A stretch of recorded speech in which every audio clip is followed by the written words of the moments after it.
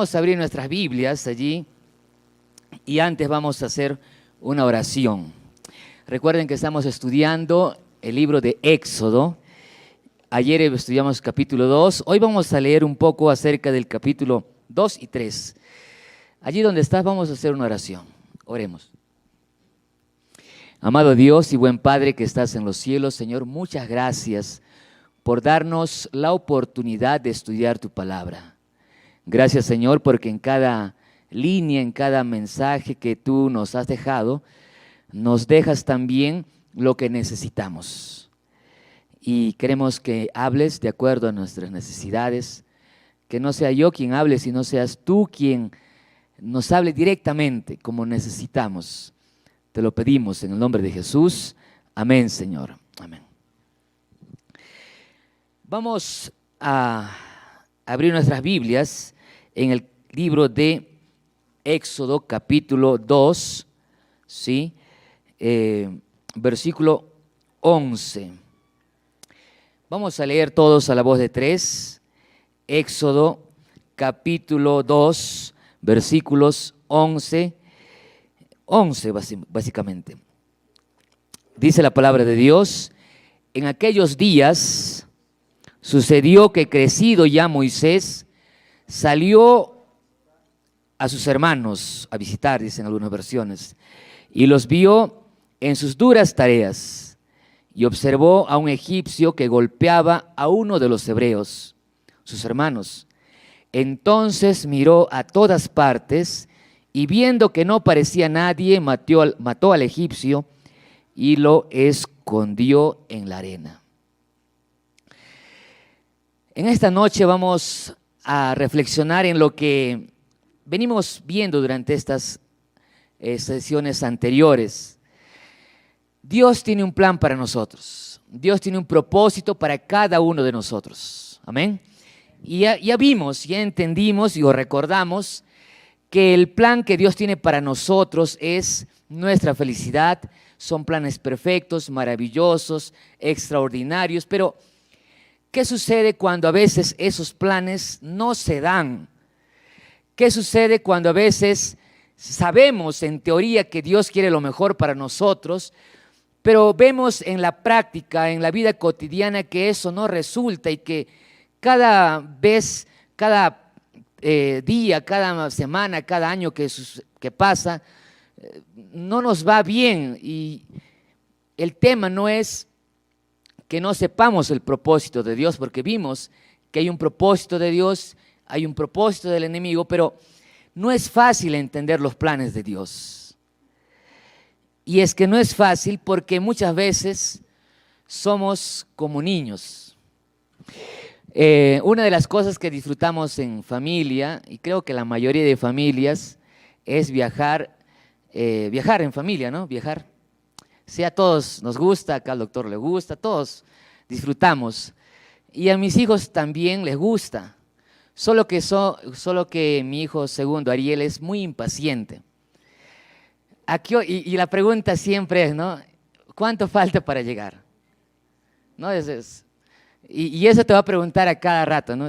Bueno, el viaje es 8 horas, y estamos avanzando en media hora o 1 hora y dice: papá, ¿cuánto falta? ¿Cuánto falta? Y así se puede pasar todo el viaje. Y es interesante, muchas veces nosotros también somos así, impacientes.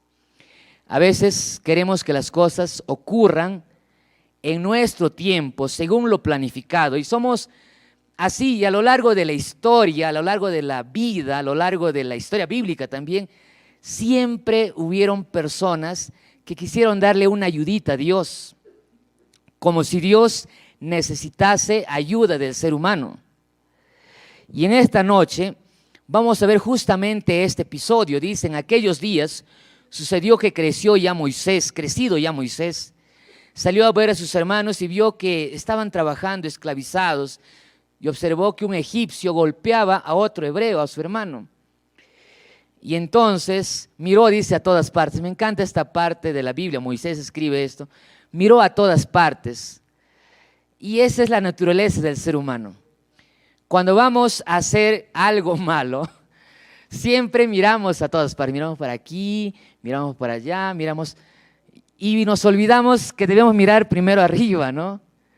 Y a veces nos escondemos de las personas, del pastor, de los profesores, de nuestros amigos, pero nos olvidamos de mirar a dónde debemos mirar primero, y es a Dios. Moisés analizó el lugar, vio que no había ni una cámara, a lo mejor una cámara de vigilancia, y dice la Biblia que viendo que no parecía nadie, o sea, no había nadie, mató al egipcio y lo escondió en la arena.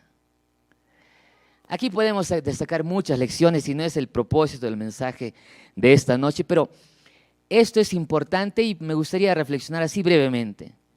No hay pecado que permanezca oculto para siempre, dice la Biblia, porque tarde o temprano, en corto, mediano, largo plazo, siempre se va a salir a la luz.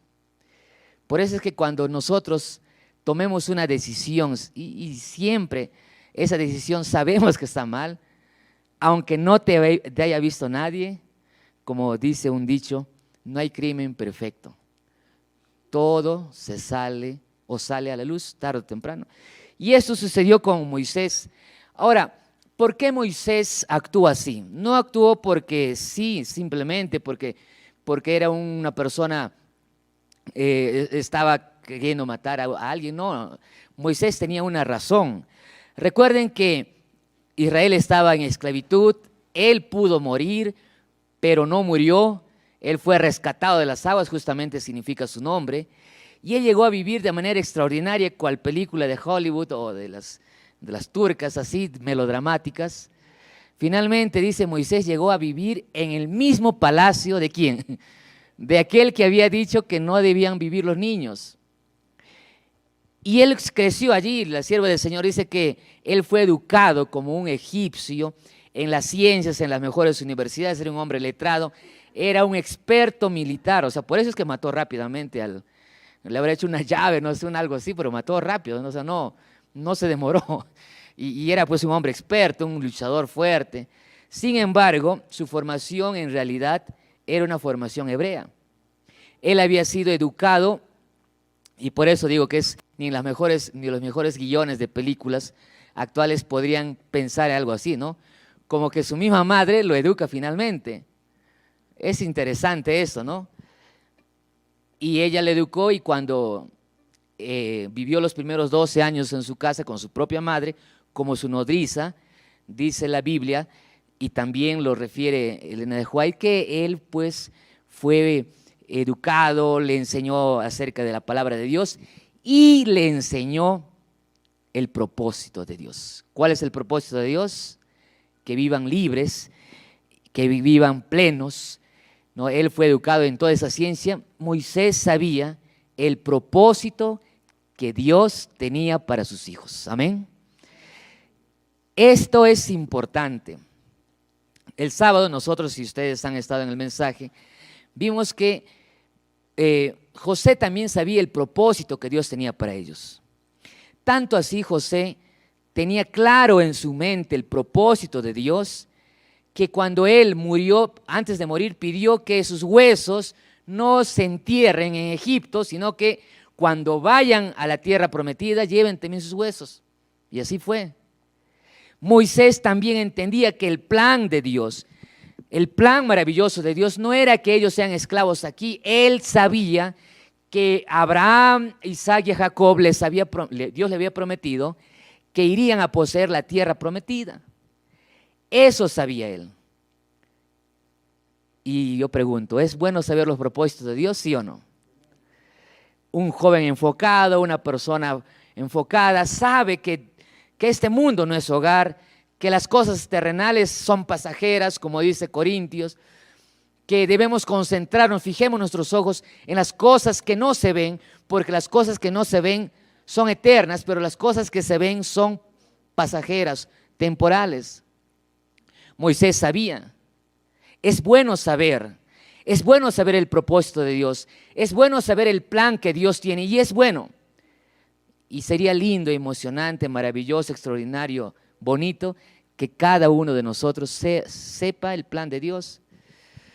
Sin embargo, dice la Biblia que a él le faltaba algo.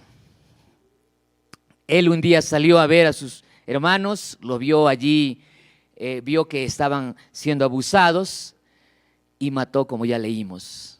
Lo escondió y finalmente él fue descubierto. Ahora, yo les dije hace unos instantes que Moisés no actuó porque sí. En el plan que Dios había provisto para él, su mamá lo educó y le dijo: mira, tú vas a ser el libertador. Por eso él sabía su propósito. Solo que él sentía como muchos de nosotros cuando pudo allí Christopher González meter el gol y no, ¿por qué no pateaste así, no? A veces nosotros jugamos así, ¿no? En la vida, a veces de la tribuna creemos que podemos jugar hasta mejor que los futbolistas. ¿Por qué ha pateado así a Vínculo? Hubiera pateado al otro palo, ¿no? Una cosa así. Entonces, Moisés sabía que el pueblo de Israel no debía ser esclavo. Sabía que su lugar no era allí, era Canaán. Sabía que él había sido formado para ser el libertador de Egipto, de Israel, de los egipcios. Y él no podía entender cuántos años tenía. 40 años. O sea, no era un chibolito, ¿no? 40, Señor, 20 años, mire, ya tengo fuerzas. 25 años, ya me gradué de estrategia militar. 30 años, 35, ¿cuándo? Y él miraba cada vez a sus hermanos siendo humillados, golpeados, esclavizados. Y él decía: ¿cuándo, Señor? Y en un momento él vio y pensó, dijo: esa es la oportunidad. El objetivo de Moisés no era apenas matar a ese egipcio, sino que el objetivo de Moisés era crear una rebelión, un levantamiento. Él quería erigirse como el libertador y que todos los israelitas, que eran hasta más numerosos que los egipcios, se unan a él, se rebelen, se subleven y finalmente puedan ser libertados de Egipto. Pero ese no era el plan de Dios, esa no era la tarea que Dios le había encomendado, al menos hasta ese tiempo. Y amigos, siempre que el hombre actúa en su tiempo, termina mal. Algunos ejemplos, ¿recuerdan ustedes? Sara, cuando quiso que su esposo esté con su esclava Agar, ¿terminó bien esa relación? No. Y así podríamos mencionar muchos y muchos ejemplos. Siempre que el hombre actúa en su tiempo según su reloj, nunca terminamos bien, porque los tiempos de Dios son perfectos. No basta con conocer el propósito que Dios tiene para cada uno de sus hijos. Es necesario tener paciencia. Por eso, una de las características de los salvos al fin de los tiempos, dice que es, ¿se acuerdan de Apocalipsis? Aquí está la paciencia de los santos. Porque, hermanos, amigos, no basta con conocer los propósitos de Dios. Es necesario tener paciencia. Así también lo dice Pablo a los Hebreos, porque es necesaria la paciencia para que, habiendo hecho la voluntad de Dios, obtengáis la promesa. Hebreos 10, 35 al 37. No basta con conocer los propósitos, es necesario tener paciencia. Amigos, quiero terminar este mensaje diciéndote: mira, Dios tiene planes hermosos para nosotros, solo que también Dios sabe que nosotros somos así como los niños cuando están yendo de viaje. ¿A qué hora, Señor? ¿A qué hora? Estoy hablando para alguien que ha planificado casarse en tal año. Quizás por las redes sociales, allí por el YouTube, el Facebook, ¿no? Hace algún tiempo alguien me escribía, yo hacía una campaña y me decía así: pastor, 7 años de relación tirados a la borda. 7 años ha pedido mi mano. Me presentaron en la iglesia, así como el sábado, ¿no? Hemos tenido una bonita ceremonia. Me presentaron en la iglesia. Hasta hicimos tarjetas, pero un día él me dijo, no. ¿Pero por qué? Y ¿saben qué le dijo el muchacho? Bien adventista todavía, ¿eh? La sierva del Señor dice que hasta el último día podemos decir que no. ¿Cómo decir eso, no? Al menos por honor, ¿no? Pero así es. Me decía, pastor, 7 años. ¿Cómo yo puedo recuperar los 7 años perdidos? Igual que Raquel, ¿no? Quizás ya tienes tu edad y todavía no tienes novio para casarte, ¿no? Y como dicen, a veces los amigos son crueles, ¿no? Ya está pasándote el tren, te vas a quedar solterona o soltero. A veces tú puedes inclusive hasta crear una relación y ya pues, ¿no? Si no es con él, ¿con quién más? Eso es parte de la impaciencia. Y muchos posiblemente, o algunos posiblemente se han casado así, ¿no? Y no son felices, porque lo han hecho no en el tiempo de Dios, sino en su tiempo. ¿Y qué decir, por ejemplo, de alguien que ya está como 10 años en la universidad? Hay compañeros así, ¿no? Le digo, tú vas a ser decano ya, ¿no? He tenido compañeros así. Todos ya están haciendo su maestría, su doctorado y tú todavía nada, ¿no? No terminas la tesis. O los ciclos avanzan y tú no puedes terminar. Te falta el dinero. O tus colegas ya son llamados, son empleados y tú todavía sigues contratado. ¿Cuándo?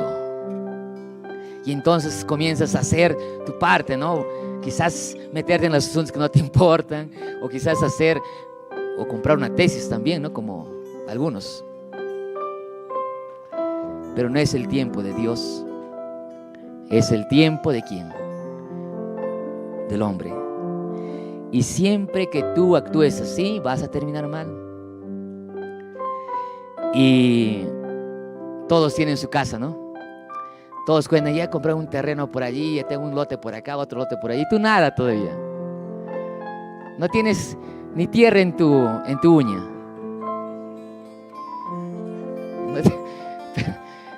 Y dices, ¿cuándo? Algunos ya tienen ya departamentos y tú todavía no tienes nada. Y lo único que tienes es la tierra de tus uñas, ¿no? Y te desesperas porque pasa. Yo me acuerdo que cuando era pastor, ya tenía como 4 años en el ministerio, para 5 ya, y un día llegué a trabajar en la misión. Yo fui departamental en el 4º año de ministerio y no tenía carro. Tenía una motito viejita, ¿no? Claro, porque el distrital no necesitaba carro, al menos en la selva. Y cuando llegué ahí a trabajar al campo de la misión, un contador se acerca y me dice, pastor, ¿y su carro? No tengo carro, le digo, ¿no? Pero pastor, compre, ¿no? Le digo, pero es que no tengo, o sea, no tengo ni inicial. Y él me dice, pastor, ¿y en qué gasta su plata? Y eso me hizo doler, ¿no? En mi corazón. Digo, pero de verdad, ¿en qué gasto mi plata? Que en esos tiempos a los pastores les descontaban sus materiales, ¿no? No podían ni siquiera ahorrar. Tenía yo una hija enfermita. Mi hija mayor gastaba ahí en Pediasures, un montón de Pediasure, así que ahí sí ve mi plata. Y yo después decía, pues sí, pues creo que administro mal mi plata, ¿no? Mi dinero. Y entonces, a veces el mismo entorno te hace sentir que estás perdiendo tu tiempo, no estás haciendo bien las cosas. Y tú te desesperas y dices, ¿por qué todos tienen menos yo? Y así era Moisés. Señor, ¿cuándo? Mira, ya está todo listo. Un día una señora, una hermana en una asamblea ministerial me dice: pastor, usted es joven. Bueno, ni tan joven, ¿no? Ya le dije cuánto tengo yo. Y me dice: pastor, ¿cuál es el secreto para ser departamental? Porque mi esposo tiene años ya como pastor y no es departamental. Puede ser que acá, ¿no? ¿Cuántos años está acá y no es decano todavía? No es director de la filial, ¿no? A veces nos desesperamos. Quizás alguno quiere tener un hijo y no se embaraza. No puedes pagar todavía las deudas que tienes. Pero escúchame, si tú haces las cosas bien, debes saber que los tiempos de Dios son perfectos. Fuerte. El tiempo de Dios es perfecto. Nunca te olvides de eso. El tiempo de Dios es perfecto. Estaba en la ciudad de Cusco y una señora estaba predicando y al final una señora viene y me abraza llorando, así llorando, fuerte, desesperada. Y me dice: pastor, Dios ha sido bueno con usted. Dios ha sido bueno con usted, pero con mi esposo no. Mi esposo murió en UCI. Como usted había salido, yo le oraba al Señor, decía: Señor, como al pastor Heisenberg, levántalo también a mi esposo. Pastor, lloré tanto, pero no me hizo caso Dios. Y yo no sabía qué responderle. Y me dice: ¿por qué Dios es bueno con algunos y con otros es malo? En mi corazón yo tengo la respuesta y quizás estoy hablando mal, me dice, pero ¿por qué es así? Y yo entonces un día me imaginé qué hubiera pasado si hubiera muerto. Mi esposa, este es el post que mi esposa publicó cuando yo fui intubado. Y de paso yo no quería que, como el pastor Maluquich, yo no quería que nadie sepa que estaba enfermo, ¿no? Pero fue peor, ¿no? Todos se enteraron. Y cuando yo me enfermé, mi esposa me dijo: Heisen, voy a poner que oren por ti, voy a avisar. Y yo le decía: no pongas nada. Yo me voy a sanar, ¿no? Voy a sanar más rápido. Y cuando no me sané y cuando ya iba a entrar a UCI, me dijo: Heisen, ahora sí voy a poner, no me digas que no. Ya ponga, pues, le digo. Y así que nunca vi esa publicación hasta que desperté. Y entonces la pregunta es: si hubiera muerto, a pesar de que la gente oró, ¿era porque Dios es malo? Era porque, ahora si tú dices: no, pastor, ves que los tiempos, porque Dios siempre hace lo que es mejor. Es fácil decirlo cuando no has perdido un esposo, o has perdido un hijo, has perdido un familiar cercano. Pero aunque no entendamos, Dios conoce el presente, el pasado y el futuro. Y en su conocimiento, porque si no, no sería Dios, en su conocimiento ve el panorama completo, porque tú y yo podemos ver hasta donde nuestros ojos dan, pero Dios ve más allá de los ojos y Él sabe cómo va a terminar. Es como cuando tú ves una película repetida y tú sabes cómo va a terminar ya, y algunos están ahí desesperados, ¿no? Ay, pero no me digas si va a morir o no. Y tú dices: no, sí va a morir. Es que tú ya sabes, Dios ya vio la película, Dios ya lo sabe y sabe que en el plan era mejor que yo viva o que yo muera. Es así, porque ese es el tiempo que Dios conoce, no solamente el presente, el pasado, sino también conoce el futuro, y en ese conocimiento del futuro siempre sabe lo que es mejor. Amén. ¿Cuántos dicen amén fuerte? Sí. El cristiano que entiende que Dios tiene el tiempo, que Dios sabe lo que hace, cada mañana que se levanta dirá: sí, Señor, quiero seguir tu propósito. No sé cómo, no sé cuándo, solo sé que tú siempre haces lo que es mejor. Amén. ¿Cuántos en esta hora quisieran decirle, Señor, aunque no lo entienda, aunque a veces me estreso y me deprimo porque no se dan las cosas como yo, pero quisiera poner en tus manos todo, porque tú siempre sabes lo que es mejor y actúas a tu tiempo?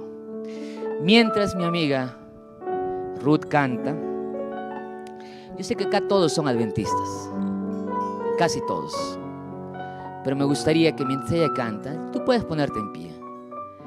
Y el hecho de que tú te pongas en pie y vengas acá adelante para hacer una oración, no es tan sencillo, porque esa es una manera de comprometerse con Dios, a poner en las manos de Dios todos nuestros planes, todos nuestros propósitos, para que Dios haga en su tiempo, porque siempre hace lo que es mejor.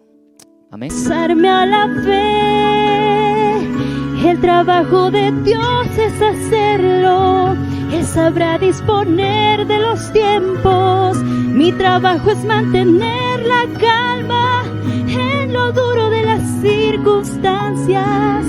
El trabajo de Dios es abrir las puertas y romper murallas. Mi trabajo es creer. Mi trabajo es creer. Mi trabajo es creer. Vamos a orar allí. Gracias. Amado Dios, muchas gracias, Señor, por recordarnos esta gran verdad. Nuestro trabajo, Señor, solo es creer, solo es confiar, tener paciencia. Tu trabajo, Señor, es hacerlo en tu tiempo. Danos paciencia, Señor. A veces cuando no acontece, cuando las cosas demoran, nos desesperamos, nos estresamos, nos deprimimos, Señor, pero queremos confiar en ti, en tu tiempo, porque tu tiempo es perfecto y todo lo haces bien, porque quieres lo mejor para nosotros. Queremos dejarte todos nuestros planes, nuestros proyectos en tus manos. En el nombre de Jesús te lo pedimos. Amén, Señor. Amén. Qué hermoso, ¿no? Qué hermoso el tema que hemos escuchado hoy. Y qué lindo es saber que Dios sabe, que Dios oye y que Dios ve. Y que lo que queda hacer en nosotros es hacer el trabajo de tener paciencia y amar y disfrutar lo que nos rodea.